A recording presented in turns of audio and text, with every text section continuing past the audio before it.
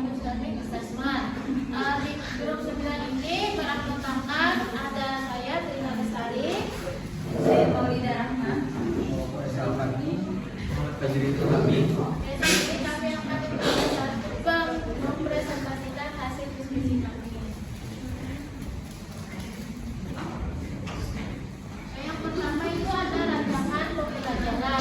Di sini kami mendapatkan untuk kelas 3 SMK dengan jurusan tata jalan.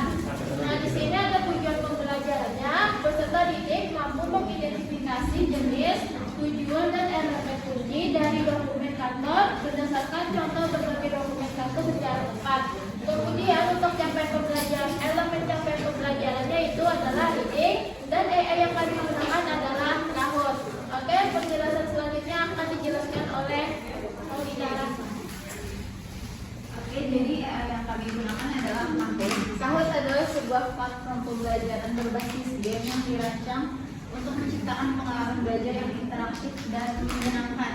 Platform ini digunakan oleh guru, siswa, ataupun instansi maupun organisasi untuk berbagai tujuan, seperti mengajarkan materi baru, melakukan evaluasi, atau hanya sekedar membuat pembelajaran itu lebih menarik. Nah, ini ada langkah pembuatan untuk di Kahoot. Yang pertama adalah login atau daftar akun di webnya Kahoot sendiri, kahoot.com. Kemudian klik tombol create, pilih template atau mulai dari awal, kemudian masukkan pertanyaan dan opsi jawaban yang sudah disiapkan. Kemudian mengatur waktu dan poin untuk setiap pertanyaan. Kemudian kalau ingin membuatnya lebih menarik lagi bisa kemudian ditambahkan gambar, video ataupun grafik. Kemudian ada tambahkan semua pertanyaan hingga selesai. Setelah selesai di review kembali apakah itu sudah sesuai atau belum, lalu disimpan dan diberi nama. Terus pilih mode host live atau assign dan membagikan pin ataupun barcode kepada peserta didik dan kuis sudah siap untuk dijalankan. Dan untuk slide selanjutnya akan dijelaskan oleh Kawais Aman. Baik, selanjutnya adalah kelebihan dari Kahoot itu sendiri ya. Yang pertama adalah itu menciptakan pembelajaran yang interaktif dan menarik. Jadi siswa atau peserta didik itu akan lebih tertarik dengan pembelajarannya karena dari tampilan atau user interface-nya itu menarik.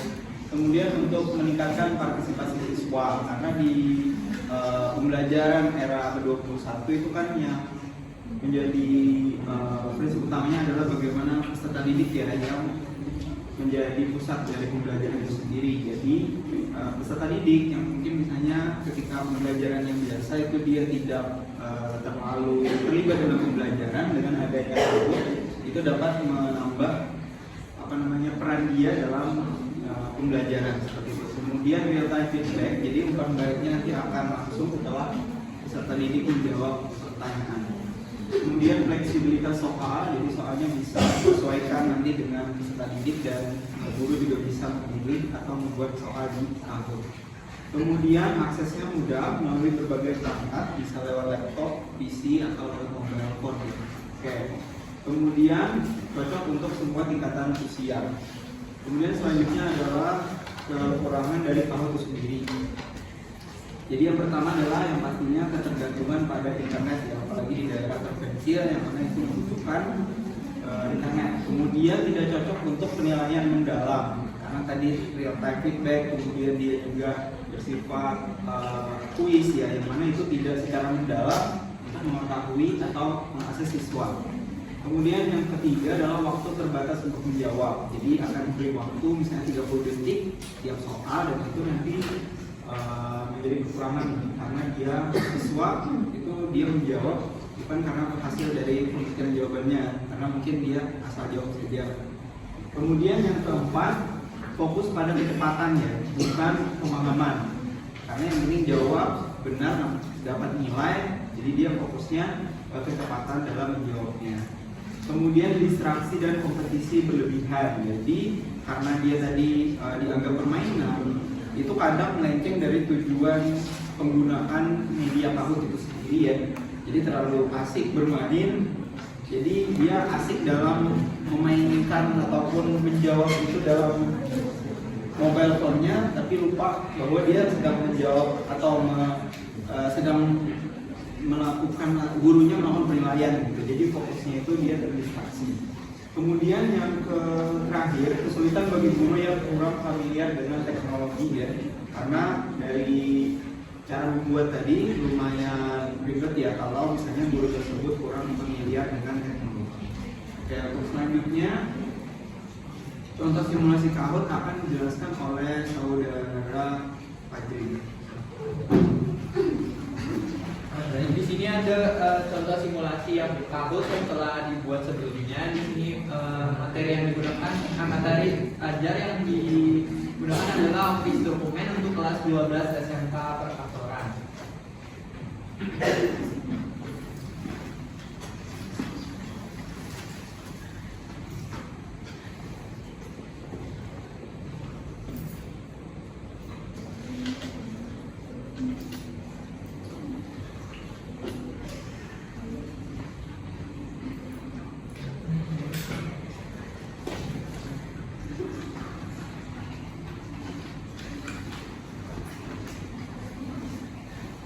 Di sini ada beberapa mode untuk menjalankannya. Di sini ada mode klasik ataupun mode secara berkelompok. Tetapi dalam mode berkelompok ini hanya bisa untuk 3 kelompok saja dan untuk satu device untuk satu timnya. Untuk di sini kita coba untuk klasik mode untuk para individu.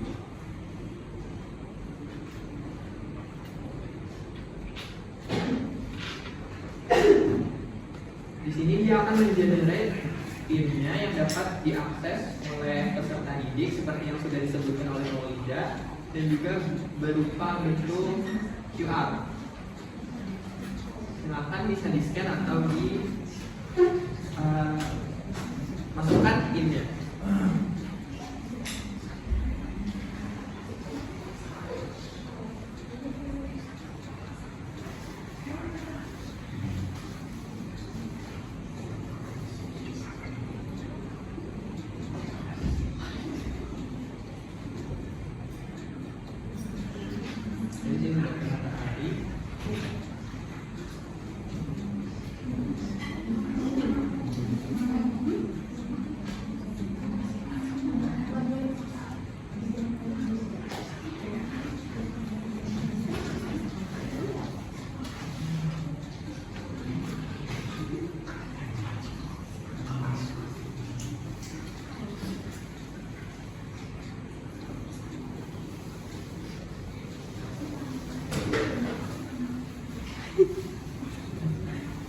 Jadi mungkin untuk sekarang kita coba untuk 4 orang saja dulu.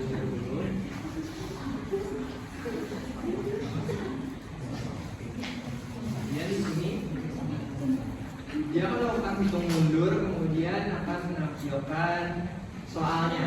Di sini soalnya ada what is the main purpose of a memo in office setting. Kemudian di sini terdapat beberapa pilihan jawaban yang dapat dipilih melalui handphone peserta didik. Terus juga terdapat waktu untuk tiap soalnya. Di sini kami setting untuk 20 detik untuk tiap soalnya.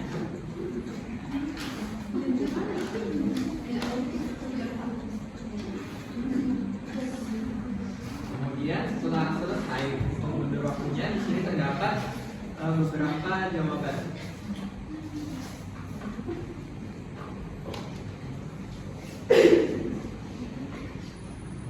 Bisa dilihat buat Jenny yang pertama.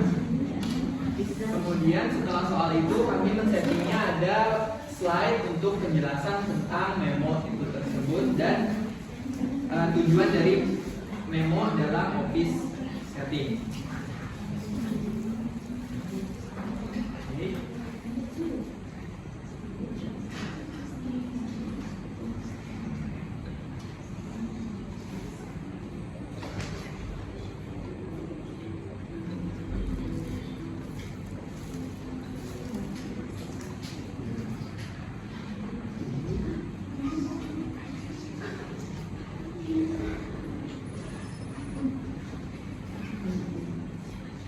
Itu kurang lebih begitu.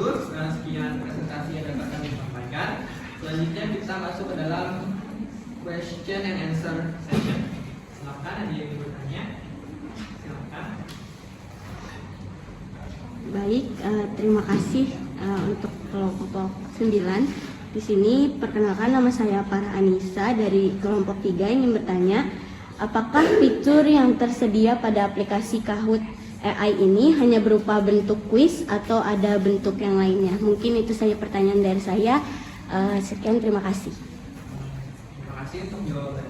Untuk pertanyaannya, sebenarnya ada beberapa bentuk kuis yang dapat dipilih selain kuis pilihan ganda.